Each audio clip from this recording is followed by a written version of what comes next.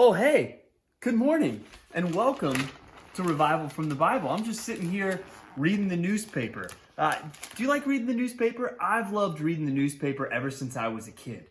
And before school, I'd be eating my Cinnamon Toast Crunch, and every day I'd look through the front page, the sports section, and I would read the comics.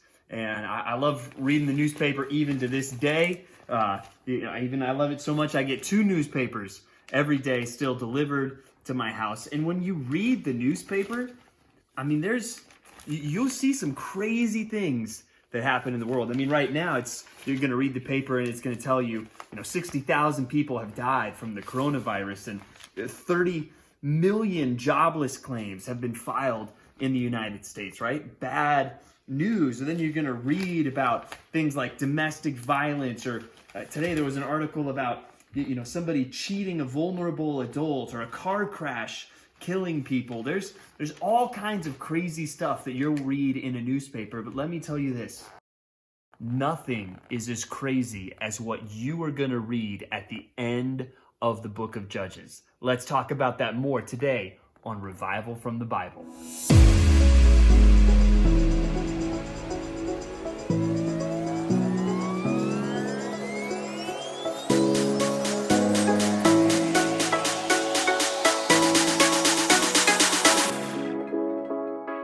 Judges 17 and Judges 18.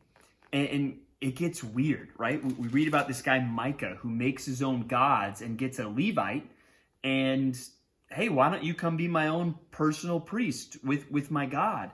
And then you get to chapter 18 and the whole tribe of Dan is moving from basically the southern part of the promised land all the way to the north.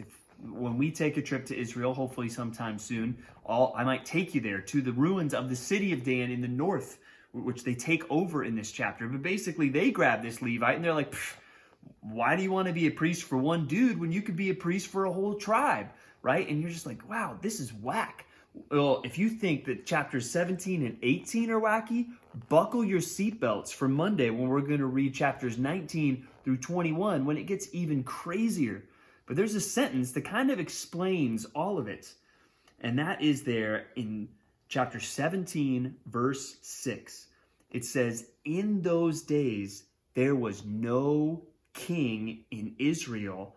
Everyone did what was right in his own eyes, right? That's the problem.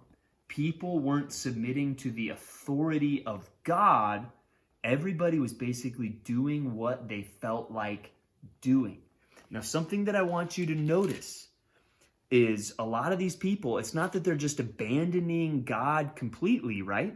That they want to kind of have it their own way, but still have God too. I mean, Micah, he makes an idol, but he still wants to get a Levite to kind of be his priest, right? There were some weird connections between worshiping God and then just doing whatever in the world they wanted.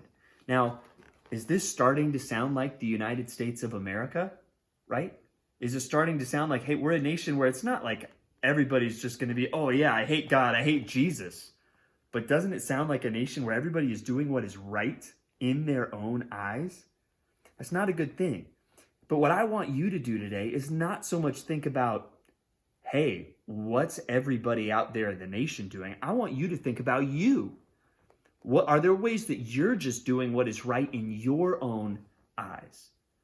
What are the things that you are going to be tempted to, hey, yeah, I have Jesus, but also I'm going to compromise in this, or I'm going to do it my own way in this? What are the areas in your life where maybe you're just doing what's right in your own eyes? Or to kind of bring Proverbs in, you're leaning on your own understanding, doing what makes sense to you instead of trusting God and following him as the king. And we've talked about one of the points of the book of Judges is Israel needs a king. And it's not ultimately going to be Saul, and it's not even ultimately going to be David. It's going to be David's son and not Solomon. It's going to be Jesus Christ, the son of David, who is the Messiah. And now he is the king. All authority in heaven and on earth has been given to him. A reminder today, your life needs to be centered on him and his authority. So is there anything in your life that you're just doing what you feel like doing, or is it what God wants you to do? The other thing I just want to mention briefly today is the book of Mark. Yesterday we talked a lot about the woman who came and touched Jesus' garment and was healed. Well, now we see Jesus now getting to Jairus' house and raising his daughter from the dead.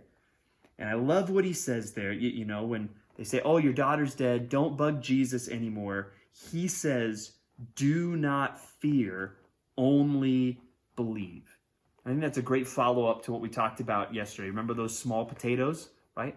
I hope you've been thinking about the problems in your life and remembering, hey, this is nothing to God. He has the power.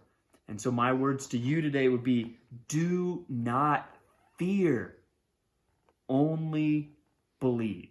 And I think a great reason we're going to have to do that is Romans 8:28, which we're going to talk about tomorrow. If you're a part of our church, make sure you check your email to get our update for our options for services tomorrow.